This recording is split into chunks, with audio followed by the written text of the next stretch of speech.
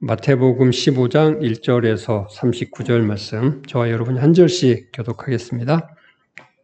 그때 바리새인과 서기관들이 예루살렘으로부터 예수께 나와 가로되 당신의 제자들이 어찌하여 장로들의 종을 범하나이까? 떡 먹을 때 손을 씻지 아니하나이까? 대답하여 가라사대 너희는 어찌하여 너희 유전으로 하나님의 계명을 범하느냐? 하나님이 이르셨으되 내 분을 옮겨가라 하시고 또 아비나 어미를 해방하는 자는 반드시 죽으리라 하셨다. 너희는 가로되 누구든지 아비에게나 어미에게 말하기를 내가 드려 유익하게 할 것이 하나님께 드림이 되었다고 하기만 하면 그 누구를 공경할 것이 없다. 너희 유전으로 하나님의 말씀을 빼앗는다. 외식하는 자들아 이사야가 너희에게 대하여 잘 예언하였도다. 일렀으되 이 백성이 입술로는 나를 경험하되 마음은 내게서 멀도다. 사람의 계명으로 교훈을 삼아 가르치니 나를 헛되이 경배하는도다 하였느니라 하시고 무리를 불러 이르시되 듣고 깨달으라. 입에 들어가는 것이 사람을 더럽게 하는 것이 아니라 입에서 나오는 그것이 사람을 더럽게 하는 것이니라. 이에 제자들이 나와 가로되 바리새인들이 이 말씀을 듣고 걸림이 된 줄 아시나이까? 예수께서 대답하여 가라사대 심은 것마다 내 천부께서 심으시지 않은 것은 뽑힐 것이니 그냥 두어라. 저희는 소경이 되어 소경을 인도하는 자다. 만일 소경이 소경을 인도하면 둘이 다 구덩이에 빠지리라 하신대. 베드로가 대답하여 가로되 이 비유를 우리에게 설명하여 주옵소서. 예수께서 가라사대 너희도 아직까지 깨달음이 있느냐? 입으로 들어가는 모든 것은 배로 들어가서 뒤로 내어 버려지는 줄을 알지 못하느냐? 입에서 나오는 것들은 마음에서 나오나니 이것이야말로 사람을 더럽게 하나니. 마음에서 나오는 것은 악한 생각과 살인과 간음과 음란과 도둑질과 거짓 증거와 해방이니 이런 것들이 사람을 더럽게 하는 것이요 씻지 않은 손으로 묻는 것은 사람을 더럽게 하지 못하느니라. 예수께서 거기서 나가사 드로와 시돈 지방으로 들어가시니 가난한 여자 하나가 그 지경에서 나와서 소리질러 이르되 주 다윗의 자손이여 나를 불쌍히 여기소서. 내 딸이 흉악히 귀신들렸나이다. 예수는 한 말씀도 대답지 아니하시니 제자들이 와서 청하여 말하되 그 여자가 우리 뒤에서 소리를 지르오니 보내소서. 예수께서 대답하여 가시되 나는 이스라엘 집에 잃어버린 양 외에 다른 데로 보내심을 받지 아니하니라 하시되 여자가 와서 예수께 절하며 가로되 주여 저를 도우소서. 대답하여 가라사대 자네의 떡을 취하여 개들에게 던지니 마땅치 아니하니라. 여자가 가로되 주여 올소이다마는 개들도 제 주인의 상에서 떨어지는 부스러기를 먹나이다 하니 이에 예수께서 대답하여 가라사대 여자야 내 믿음이 크다. 내 소원대로 되리라 하시니 그 시로부터 그의 딸이 나옵니다. 예수께서 거기서 떠나사 갈릴리 호숫가에 이르러 산에 올라가 거기 앉으시니 큰 무리가 절뚝바지와 불부자와 소금과 거머리와 기타 여럿을 데리고 와서 예수의 발 앞에 거쳐주시니 봉어리가 말하고 불구자가 건전하고 절뚝발이가 걸으며 소경이 보는 것을 무리가 보고 기이 여겨 이스라엘의 하나님께 영광을 돌리니라. 예수께서 제자들을 불러 가시되 내가 불쌍히 여기노라. 저희가 나와 함께 있으니 이미 사흘이니 먹을 것이 없도다. 길에서 기진할까 하여 옮겨 보내지 못하겠느냐. 제자들이 가로되 광야에 있어 우리가 어디서 이런 무리에 배부를 만큼 떡을 얻으리이까? 예수께서 가라사대 너희에게 떡이 몇 개나 있느냐 가로되 7개야 작은 생선 2마리가 있나이다. 예수께서 무리를 명하사 땅에 앉게 하시고 생선을 가사 축사하시고 제자들에게 주시니 제자들이 우리에게 다 배불리 먹고 남은 조각을 7 광주리에 차게 거두었으며 먹은 자는 여자와 아이 4,000명 함께 있습니다. 예수께서 무리를 흩어 보내시고 배오르사 마가단 지경에 가시니라. 이 말씀은 하나님의 말씀입니다. 아멘.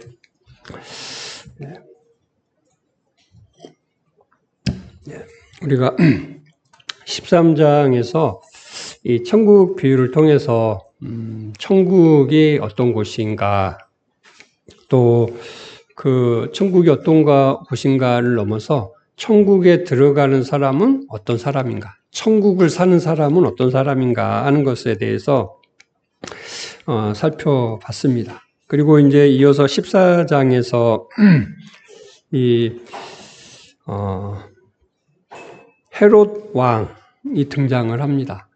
이 헤롯 왕이 등장을 하는데, 이 헤롯 왕이 14장에서 등장할 때 이 예수와 대비가 되면서 이 세상 왕이 어떠한 모습이고 어떠한 존재인가 하는 것들을 얘기를 하고, 반해서 예수님은 이 하늘의 왕으로서 우리에게 어떤 존재인가 하는 것들을 얘기를 하는데, 예수님에 대해서 얘기를 하면서 이제 여기서 불쌍히 여기는 것이 있고, 그 다음에 오병이어의 기적이 있잖아요. 이 오병이어. 그래서 이 오병이어의 기적을 다만 예수님께서 그 오병이어의 기적을 일으키시는 분이다, 이렇게만 보는 것은 이제 그 수박 겉만 핥는 그 정도의 의미지 않을까 하는 생각이 들어요.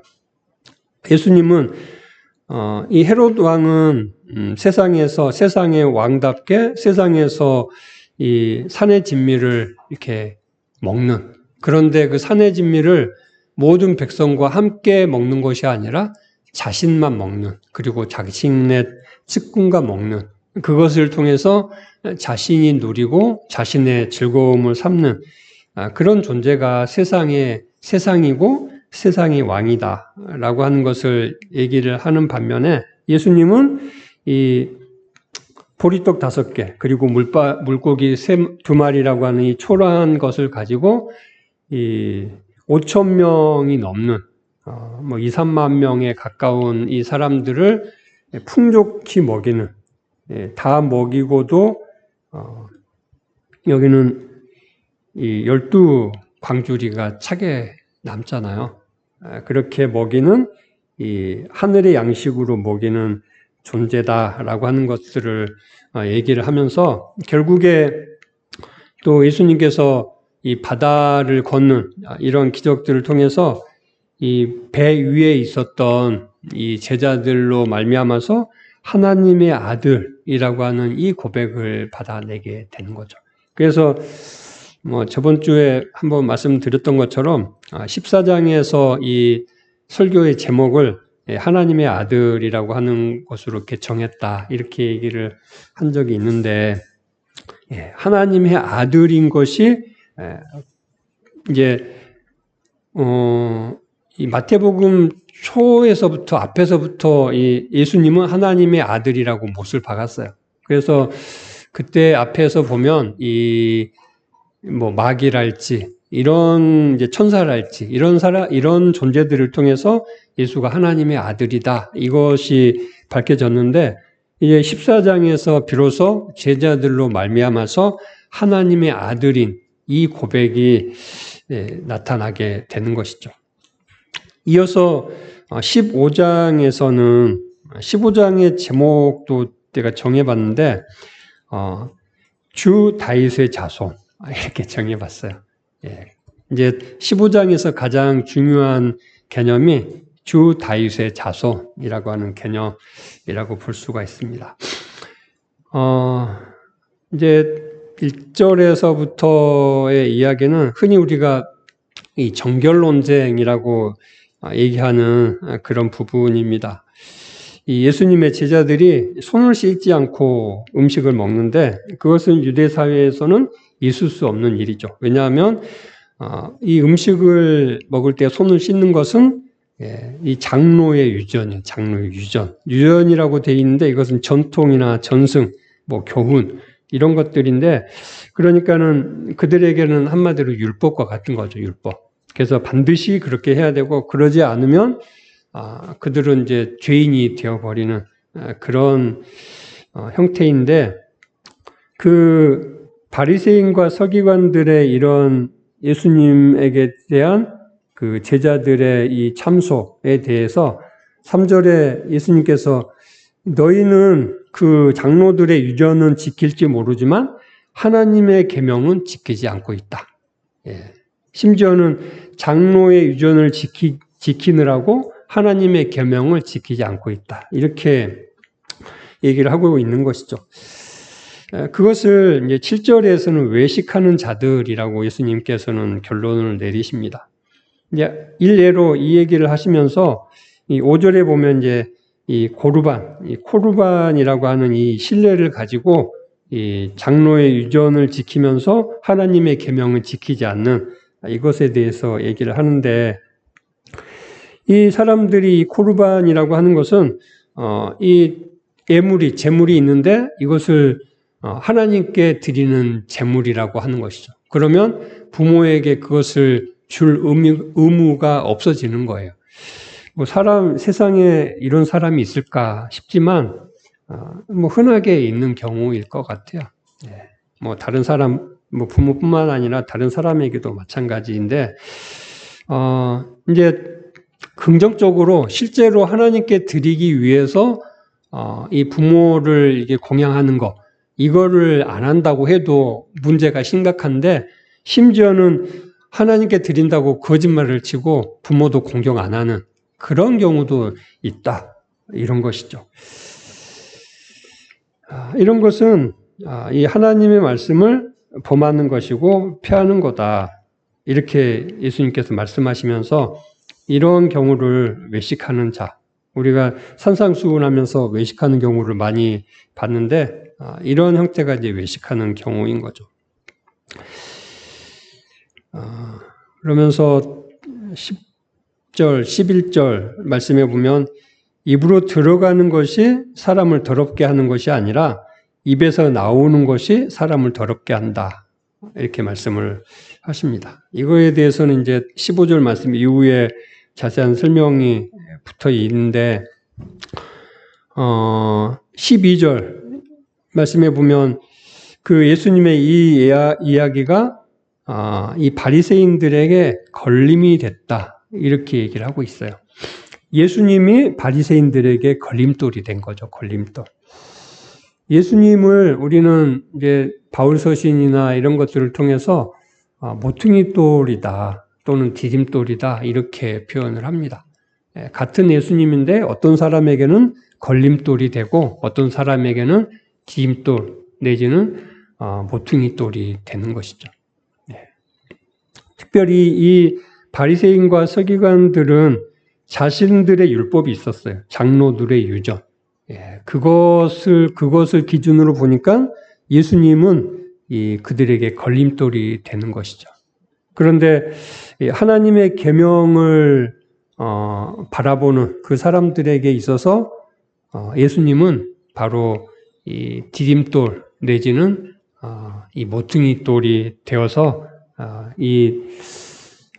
하나님 나라 내지는 이 교회를 만들어가는 이 주춧돌이 기초가 되는 존재다라고 하는 것을 얘기를 하면서 13절 말씀에 보면은 이 하나님께서 심지 않은 것은 뽑힌다. 하나님께서 심은 것이 뭐죠? 하나님께서 주신 거겠죠. 이 하나님의 말씀. 하나님께서 주신 말씀이 아니면 없어지는 거죠. 하나님께서 주시지 않으면 없어지고 하나님께서 주신 거면 누구도 뽑을 수 없는 거라고 하는 것입니다. 그래서 우리가 이 기독교를 가리켜서 세상의 어떤 관점에서 볼 때 흔히 말씀의 종교 이렇게 얘기를 합니다. 말씀의 종교. 우리가 이 신앙생활을 하는 데 있어서 많은 것들이 필요하지만 그 많은 것들의 중심에 말씀이 있는 거죠. 말씀이. 이제 그 교회 역사를 배우다 보면 수도 없는 이단들이 있어요. 이단들이 있는데 이제 여러 가지 이단이 있죠. 여러 가지 이단인데 가장 심각한 이단은 말씀을 왜곡한 이단이고, 좀 이제 가벼운 이단은 말씀을 제껴놓고 다른 것에 집중하는 형태가 이제 좀 그 덜 심각한 이단인데, 지금도 보면 우리 주변에도 많은 이단들이 있잖아요. 여러 형태의 이단이 있는데 가장 심각한 건 이 말씀을 뭐 이렇게 교묘하게 왜곡한 그런 이단이 가장 심각하죠. 그래서 저기가 진짜인가 가짜인가, 저게 족통인가 뭐 이단인가, 웬만한 사람들이 봐서는 잘 구분하지 못하는 그런 형태가 되는 거죠. 하지만 예수님께서 말씀하시는 것처럼 내 천부께서 심으시지 않은 것은 뽑힐 것이다. 예, 하나님께서 심지 않은 것, 하나님께서 말씀하신 것 그대로 되어지지 않는 것은 언젠가는 뽑히게 되는 것이죠. 그래서 역사를 통해서 이단이 지금까지 살아남은 이단이 없잖아요. 한때를 풍미했을지는 몰라요. 막 수만 명, 수십만 명, 내지는 수백만 명이 거기에 이렇게 몰려갔을지 모르겠지만 시간이 지나면 그 세력은 사그라들고 없어지고 했던 것을 교회 역사를 통해서 우리는 잘 볼 수가 있습니다. 그것이 하나님의 말씀의 능력인 것이죠. 그래서 이 소경이 소경을 인도하는 그런 꼴이라고 하는 것이죠. 소경이 소경을 인도하면 둘 다 구덩이에 빠지게 되는, 몰락의 길로 가게 되는 그런 형태다. 이런 것들을 얘기를 하고, 15절 말씀 이후에 보면 이제 입에 들어가는 것이 사람을 더럽게 하는 것이 아니라 입에서 나오는 것이 사람을 더럽게 하는 이것에 대해서 설명을 하시면서, 이 입에서 나오는 것이 뭐냐 할 때, 입에서 나오는 것은 그 마음에서 나오는 거죠. 마음에서 나오는. 그 마음에 뭐가 있느냐 하는 것이 사람을 이 깨끗하게 하고 더럽게 하는 것이지, 입으로 들어가는 것, 뭐 이것이 사람을 깨끗하게 하고 더럽게 하는 것이 아니다. 이렇게 얘기를 합니다. 19절에 보면 마음에서 나오는 것은 악한 생각과 살인과 간음과 음란과 도적질과 거짓 증거와 해방이다. 이렇게 말씀을 하시는데, 그게 마음 안에서 나오는 것. 만약에 마음에 뭐가 있느냐? 마음에 있는 것이 나오죠. 만약에 그 마음에 예수님이 있으면 뭐가 나올까요? 예수님이 나오겠죠. 예수님이 없으면 뭐가 나올까? 예수님이 아닌 다른 것들이 나오는데, 그 나오는 것이 악한 생각이라고 하는 거죠. 악한 생각. 여기서 악한 생각이라고 하는 것이 구체적으로 이 생각이라고 하는 이 단어의 의미가 이제 뭐 흔히 생각하는 이제 그런 생각을 넘어서 의심이나 시비, 논쟁, 변론 이런 것들을 의미해요. 그러니까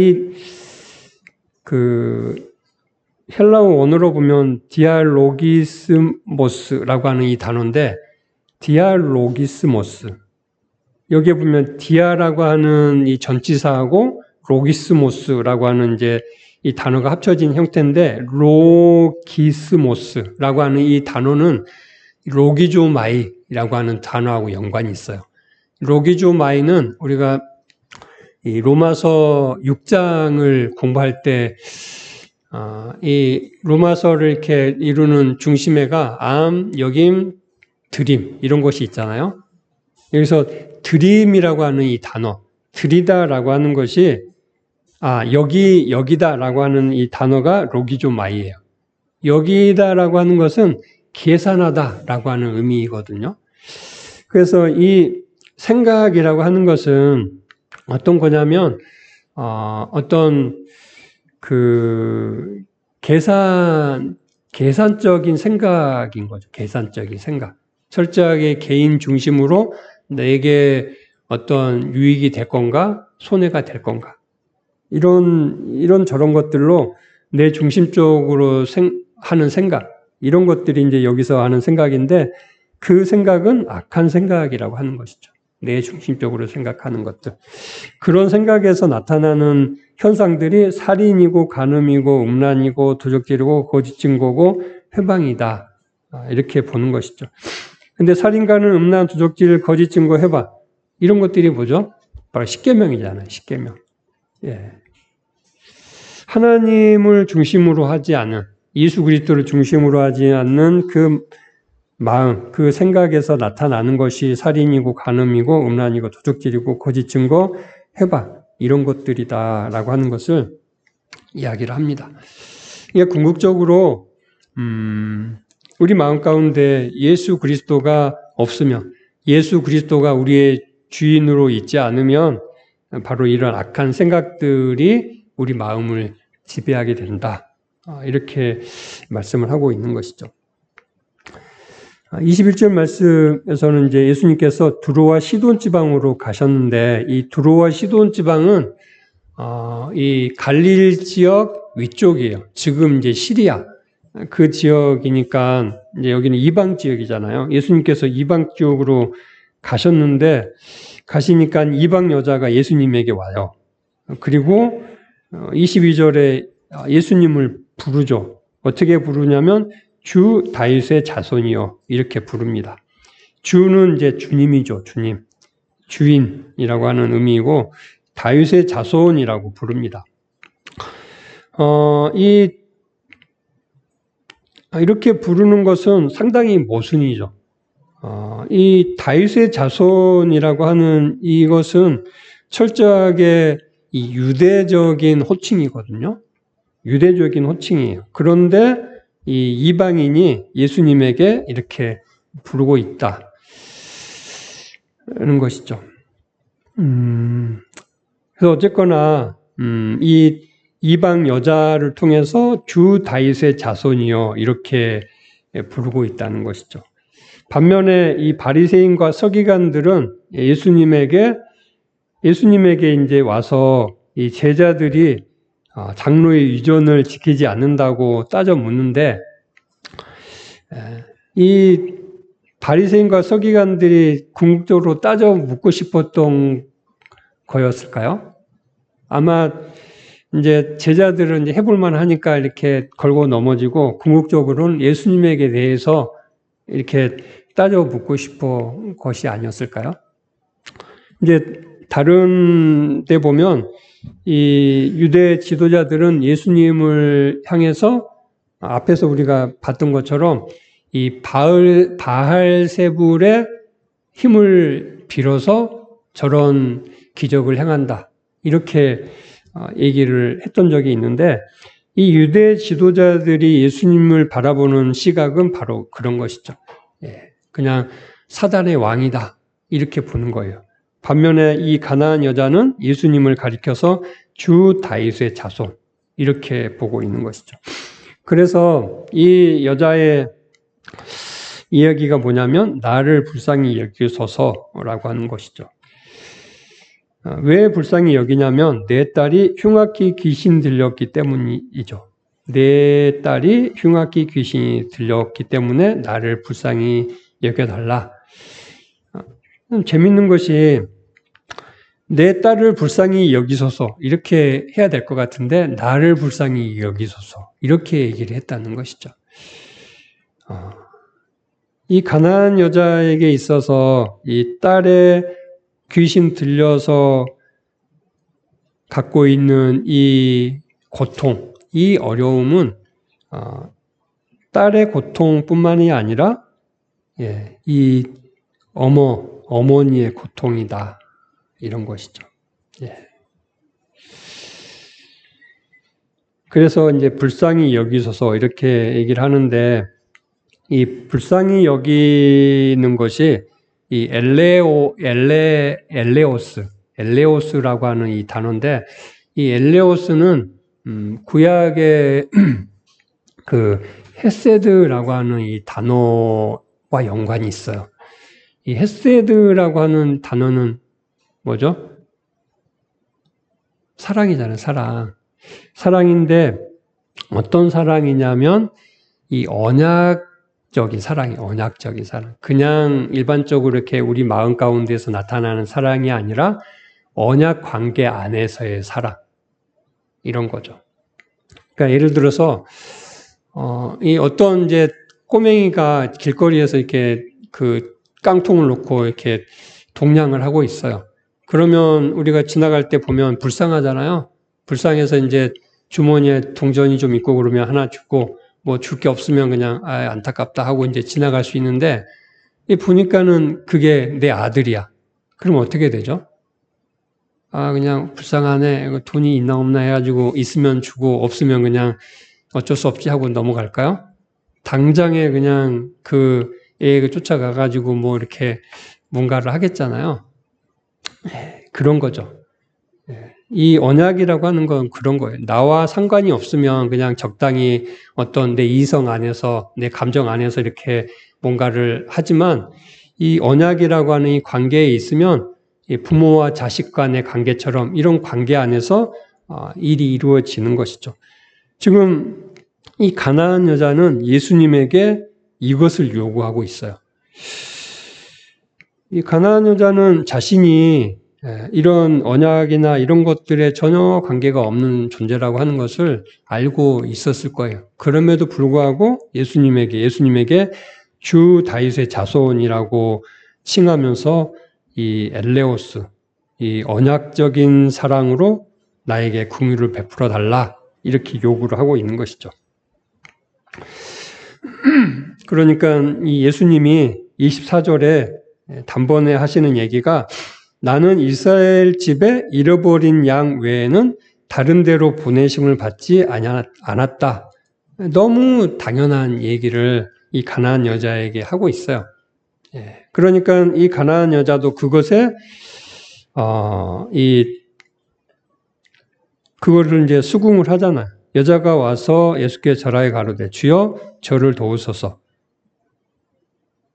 그럼에도 불구하고 도움을 요구하죠.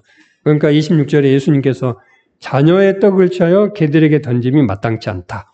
이제 개 취급을 하잖아요. 그런데 이 당시에 유대 사회에서 있는 보편적인 관점이에요. 유대인들은 이방인들을 개 취급을 이제 어떤 형태인지 구체적으로는 우리가 피부로 와닿지는 않지만 어쨌거나 이 개 취급을 했다 이렇게 보통 보고 있는데 그런 맥락에서 예수님도 이 가나안 여자에게 이렇게 얘기를 하신 것이죠.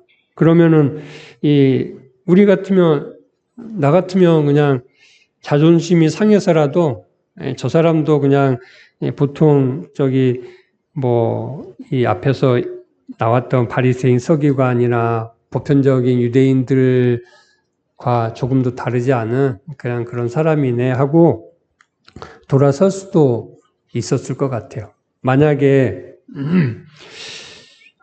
이 여자, 가나안 여자가 예수님에게 왔을 때 어떤 마음으로 예수님에게 왔을까 하는 것들을 좀 생각을 해보면 이제 아마 가나안 여자는 예수님에 대해서 소문을 들었을 거예요. 여러 가지로. 그랬을 때 뭐 병자가 고침을 받고 또 귀신이 떠나가고 이런 것들에 대해서 얘기를 들었을 거예요. 그러면 그 얘기를 들었을 때 우리 딸도 저 사람을 만나면 저 사람의 손을 빌면 귀신이 떠나가고 정상이 되겠구나 이런 마음이 들었겠죠. 그래서 흔히 이제 명의 이 당시에 그 유명한 명의로 생각해서 예수님에게 왔느냐 그런 것이 아니었다는 것이죠. 만약에 그런 마음이었으면 이렇게 계치부금을 당했으면 돌아갈 법도 해요. 한데 이 여자의 이 반응은 주여 올소이다마는 개들도 제 주인의 상에서 떨어지는 부스러기를 먹나이다 라고 하는 거였어요. 내가 당신에게 그리고 더 나아가서 하나님에게 받을 어떤 약속도 어떤 긍휼도 없지만 그럼에도 불구하고 긍휼을 베풀어 달라라고 하는 것이죠. 어쩌면 이 여자는 이 아브라함의 언약을 알고 있었을지도 몰라요. 아브라함의 언약은 유대인만을 위한 언약이 아니라 1차적으로는 유대인이지만 더 나아가서는 인류를 위한 언약이었잖아요.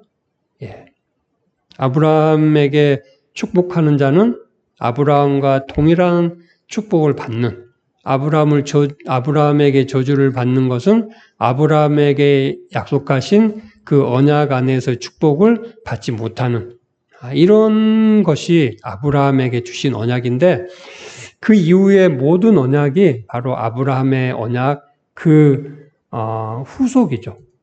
단절되고 이렇게 다른 언약이 아니라 바로 맥을 같이 하는 그런 언약이었던 것이고, 예수님이 이 땅 가운데 오신 것도 유대인을 위한 존재가 아니라 모든 인류를 위한 존재라고 하는 것이죠. 그래서 예수님은 28절에 보면 내 믿음이 크도다. 내 소원대로 되리라. 이렇게 선언하시니까 그 시로부터 그의 딸이 낫게 고침을 받게 되었습니다. 이 여자가 가지는 큰 믿음은 뭔가 예수를 주님으로 또 다윗의 자손으로 분명하게 아는 믿는 그 믿음이겠잖아요. 어떤 대단한 믿음이 아니라 오늘 우리가 가지고 있는 예수가 그리스도라고 하는 그 믿음인 것이죠. 이어서 39절 말씀 이후에 보면 이제 예수님께서 다시 갈릴리 호숫가에 왔습니다. 그런데 큰 무리가 예수님에게 왔죠. 큰 무리 가운데는 절룩발이, 불구자, 소경, 벙어리 그리고 여러 사람들이 왔는데 그 사람들을 예수님께서 고쳐주셨어요. 고쳐주셨는데 이 고쳐주신 것도 좀 비교를 해보면 상당히 이제 좀 의미가 있는 것이 28절 말씀에 보면 그 시로부터 그의 딸이 나으니라. 그 딸이 나았다라고 하는 것은 이제 치유를 받았다, 온전케 되었다라고 하는 의미잖아요. 이 나으니라라고 하는 이제 이 단어가 이아오마이라고 하는 이 단어인데 이 단어는 결과, 치료된 결과에 초점이 있는 단어예요. 반면에 이 고쳐주시니 이 단어, 30절에 있는 이 고쳐주시니라고 하는 이 단어는 테라피오라고 하는 단어예요. 이 테라피오라고 하는 단어나 이아오마이라고 하는 단어나 똑같이 이제 치유하다라고 고쳐주다 이런 의미를 갖고 있는데 앞에 나오는 이아오마이라고 하는 단어는 고쳐준 결과에 초점이 딱 맞죠. 딱 고쳐졌어. 이렇게 얘기를 하는 것인 반면에 30절에 이 테라피오라고 하는 것은 고치는 과정에 초점이 있는 단어예요. 뭐 예수님께서 이 고치는데 뭐가 힘들었을까? 그냥 이렇게 이 가난한 여자 딸처럼 그냥 내 믿음이 크도다. 내 소원대로 되라. 이렇게 그냥 선포하면 고쳐지는데 예수님에게 있어서 고치는 것은 그렇게 힘든 일이 아닐 거다 이렇게 생각을 하는데 사실은 그런 것이 아니라 글쎄 제가 직접 본 것이 아니라 장담해서 말할 수는 없지만 이 고치는 과정은 매우 고단한 작업이다 이렇게 볼 수 있는 거죠. 어쩌면 이 창조의 어떤 능력을 발휘해야 되는 그런 과정이라고 볼 수도 있는 거죠. 그러니까 이 성경에서 이 고쳐주셨다라고 하는 이것이 그냥 단순하게 그냥 말 한마디 그냥 하고 허락하고 이런 정도로 우리가 인식하기 쉬운데 예수님께서 고치시는 이것은 이제 육적으로는 어쩔지 몰라요. 육적으로 이렇게 아무런 그 에너지가 소모가 되지 않는 거일지 몰라도 영적으로는 상당히 이제 그 에너지가 많이 소진이 되는 그런 거라고 하는 것을 좀 알 필요가 있다. 흔히 이제 그 은사 이렇게 계통해서 이렇게 보면 은사가 있는 사람들이 이제 다른 사람들을 고쳐주거나 이렇게 할 때도 보면 그거 쉽지 않잖아요. 우리 아마 최 권사님은 그거 잘 아실 것 같은데, 저도 직접 그런 것들을 이제 경험을 해본 적은 없지만, 간접적으로 이렇게 보면, 이 영적으로 이렇게 고친다는 것이, 그런 능력이 있는 것도 쉽지 않지만, 고치는 그 과정도 쉽지 않는 거죠. 예를 들어서 어떤 사람에게 귀신을 쫓아낸다라고 할 때, 그것은 영적으로 엄청난 이 육적인 에너지하고는 비교도 안 된 그런 에너지가 이렇게 소모가 보통 되더라고요. 그러니까 이 예수님의 고쳐주시니 이것도 그냥 쉽게 우리가 고쳐줬구나 이렇게 가볍게 넘길 일은 아니다. 여기에는 예수님의 앞에서 가난한 여자가 자기 딸이 흉악한 귀신이 들려서 예수님에게 와서 이 엘레오스, 이 긍휼을 구하는 그 마음, 그런 마음이 있는 것이죠. 예수님에게 온 이 사람들은 어떤 사람들이죠? 하나님의 자녀잖아요. 하나님의 자녀. 예수님에게 있어서 형제와도 같은 그런 존재인 거죠. 우리가 예수님에 대해서 가지는 마음, 좀 깊잖아요. 깊어. 우리 딴에는 깊고 넓고 그냥 간절하고 이러잖아요. 예수님은 어떨까? 예수님은 우리를 보는 마음은 어떨까? 우리가 가지는 마음하고 비교가 될까요? 그런 마음이죠. 그런 마음이 바로 이 고쳐주는 마음이다. 그래서 벙어리가 말하고 불구자가 건전하게 되고 절뚝발이가 걷고 소경이 보고 해서 이 사람들이 하나님께 영광을 돌리게 됩니다. 그리고 이제 32절에 이 예수님이 내가 무리를 불쌍히 여기노라. 여기서 22절에도 이 불쌍히 여기소서가 있고 32절에도 불쌍히 여기노라 이렇게 돼 있는데 32절에 이 불쌍히 여기노라 이것은 22절에서 다루었던 이 엘레오스라고 하는 단어가 아니라 스프랑크니조마이라고 하는 단어예요. 지금 몇 번 언급했잖아요. 스프랑크니조마이. 창자가 끊어지는 아픔.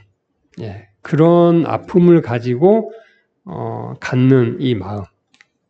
이 고대인들은 이 마음에 이제 가장 중심에 이렇게 창자 이런 것에 마음이 있다고 생각을 했다고 그래요. 그래서 뭔가 이렇게 진심이 나오는 이런 형태가 창자하고 이제 관련이 많이 있는데 그 스프랑크니조마이라고 한 이 단어는 불쌍히 여기는데 그냥 단순하게 저 사람 좀 굶어서 그냥 배고프겠네 이렇게 그 앞에서 예를 들었던 지나가다가 이렇게 이 구걸하는 사람이 있으면은 동전 몇 개 넣어주는 그런 정도의 불쌍히 여기는 것이 아니라 지금 구걸하고 있는 그 아이가 내 아들인 그런 상태에 불쌍히 여기는 거예요. 그 내 아들이 그러고 있으면은 어떻게 했어요? 가슴이 찢어지겠죠. 어떤 형태든. 그런 마음이다라고 하는 것이죠. 그런 마음에서 이제 7병2여의 기적이 일어납니다. 7병2여는 단순하게 예수님께서 하나님의 능력으로 이 4,000명이라고 하는 많은 사람들을 먹여 살렸다. 이런 것이 아니라 그런 기적이 일어나는 배경에 하나님께서 예수 그리스도께서 그 사람들을 이 스프랑크니조마이 긍휼히 여기는 그 마음이 있다라고 하는 것이 이 기적의 핵심이라고 하는 것입니다. 그러니까 하나님은 그냥 이렇게 어떤 우리를 이렇게 구원해 주시는데 어떤 마음으로 구원해 주시냐? 이런 스프랑크니조마이 이런 마음으로 우리를 구원해 주신다는 거죠. 하나님이 창자가 끊어지는 그 아픔, 그 마음 때문에 우리를 구원해 주신다는 것이죠.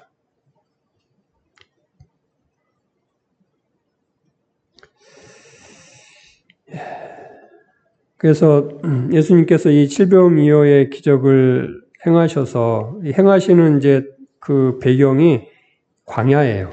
오병이어도 마찬가지잖아요. 광야. 이 광야는 아무것도 없는 거죠. 인간이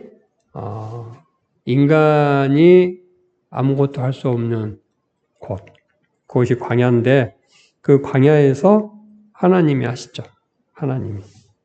우리가 이 살아가는 이 세상을 때때로 이 광야 같은 세상이라고 표현할 때가 많이 있어요. 근데 사실 광야 같지는 않아요. 광야라고 보기엔 우리가 가진 게 너무 많아요. 그래서 우리가 가진 것 때문에 때때로 하나님을 신뢰하지 못하고 또 하나님을 찾지 못하고 할 때가 많이 있는 것 같아요. 그러니까 하나님께서 너 가진 게 얼마나 별것 없는지 알아? 이런 것들을 보여주시기 위해서 어쩌면 우리에게 고난을 주시는지도 몰라요. 그 고난을 통해서 내가 별거 아니구나. 내가 살아가는 곳이 광야구나. 이 광야를 살아가기 위해서는 내 자원, 내 노력, 내 능력으로 살아가는 것이 아니라 하나님의 공급만, 하나님의 이 스플랑크니조마이, 이 불쌍히 여기는 그 마음만 필요하구나 라고 하는 것을 우리에게 교훈하시고 있는 것일 겁니다. 이 마태복음 15장 전체를 그래서 이제 좀 살펴보면 이 바리새인과 서기관들, 유대 사회에서는 이 먹는 것이 문제였어요. 먹는 것. 예. 이 먹는 것을 가지고 이 하나님의 어떤 이 율법 이런 기준으로 삼았던 거죠. 예. 먹는 것도 이렇게 자유롭지 않은 이런 배경에서 이제 주이시고 다윗의 자손이신 예수 그리스도 그분의 그 긍휼을 통해서 하나님의 은혜가 이 세상 가운데 왔고 그 은혜를 통해서 이 고침을 받았고 그리고 하나님의 이 차려 놓으신 이 풍성한 이 식탁에서 영적인 육적인 그런 풍요로움을 누리게 되는 이것에 대해서 이 흐름으로 말씀을 하고 있다 이렇게 볼 수 있습니다. 그 중심에 주님이시고 다윗의 자손인 예수 그리스도가 있는 것이죠. 그 예수 그리스도가 엘레오스 불쌍히 여기고 또 스프랑크니조마이 이렇게 창자가 끊어지는 그 아픔을 가지고 우리를 구원해 주신 그 구원으로 말미암아 오늘 우리가 그렇게 하나님의 자녀로 살아가고 있다라고 하는 것이죠.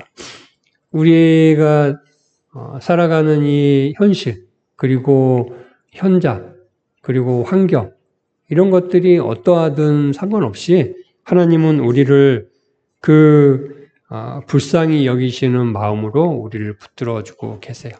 우리가 세상을 풍성한 가운데 있든 아니면은 초라한 가운데 있든 상관없이 하나님은 여전히 우리의 하나님이시고 예수는 주이시고 다윗의 자손으로 우리를 이끌어 가신다는 것이죠. 그분은 결코 우리의 구원에 어떠한 양보도 하지 않으세요. 어떠한 양보도 하지 않으시죠. 우리에게 긍휼을 베푸시는 분이시죠. 그분이 바로 오늘 우리의 구원자라고 하는 것들을 생각할 때 오늘 우리의 앞에 놓여져 있는 여러 가지 어려움이 있고 문제가 있어요. 어려움이 어려움이 아니고 문제가 아닐 수 있는 것은 바로 그 모든 것의 주인이 하나님이시기 때문인 거죠. 하나님. 우리가 그 문제를 바라보면서 어떻게 해야 되는지 발을 동동 구를 것이 아니라 그 우리 뒤편에 서 계시는 그 문제를 뛰어넘는 초월하는 그 능력을 갖고 계시는 하나님에게 우리의 시선을 집중할 때 우리는 이 세상을 하나님의 자녀로 그리고 그분에게 영광을 돌리는 그분의 영광을 나타내는 그런 존재로 살아갈 수 있다라고 하는 거죠. 우리의 능력으로 뭔가 문제를 해결하고 우리의 가진 것으로 그 문제를 해결했다 하면 그 문제는 해결될지 몰라요. 하지만 그것을 통해서 하나님이 나타나시겠어요? 내가 나타나겠죠. 내가. 그런 삶은 우리에게 있을 수 없고 있어서는 안 되는 삶인 거죠. 오직 하나님이 우리의 모든 것을 책임지시는, 그래서 우리가 우리의 모든 것을 이 가나안 여자처럼 우리의 모든 것을 예수 그리스도께 맡기는, 그래서 예수 그리스도가 이 모든 것들을 하시는, 그래서 하나님이 영광이 드러나는 그러한 삶을 살아가는 저와 여러분이 되기를 바랍니다. 함께 기도하겠습니다. 네, 사랑하는 주님, 감사합니다. 우리 자신이 우리의 능력으로 살아갈 수 없는 이 세상을, 그래서 온갖 고난과 어려움과 역경과 또 불만 가운데 살아갈 수밖에 없는 이 세상에 주인이고 다윗의 자손으로 이 땅 가운데 오셔서 우리를 구원하신 예수 그리스도의 그 은혜가 오늘도 우리에게 있습니다. 그래서 하나님의 긍휼을 받은 존재로 오늘 우리가 살아갑니다. 주님, 그러하기에 오늘도 우리 자신을 부인하고 우리의 가진 것을 부인하고 우리의 능력을 부인하고 우리의 노력을 부인하고 오직 예수 그리스도께 온전히 의지하며 주님의 그 긍휼을 구하는 존재로 살아갈 수 있도록, 그래서 우리가 드러나는 삶이 아니라 오직 예수 그리스도가 드러나는 그 온전한 믿음의 삶을 살아갈 수 있도록 주님 역사해 주시기를 간절히 기도합니다. 예수님의 이름으로 함께 기도드렸습니다. 아멘. 하늘에 계신 우리 아버지여, 이름이 거룩히 여김을 받으시오며 나라의 임하옵시며 뜻이 하늘에서 이루어진 것 같이 땅에서도 이루어지이다. 오늘날 우리에게 일용할 양식을 주옵시고 우리가 우리에게 죄진 자를 사하여 준 것 같이 우리 죄를 사하여 주옵시고 우리를 시험에 들게 하지 마옵시고 다만 악에서 구하옵소서. 나라와 권세와 영광이 아버지께 영원히 있사옵나이다. 아멘.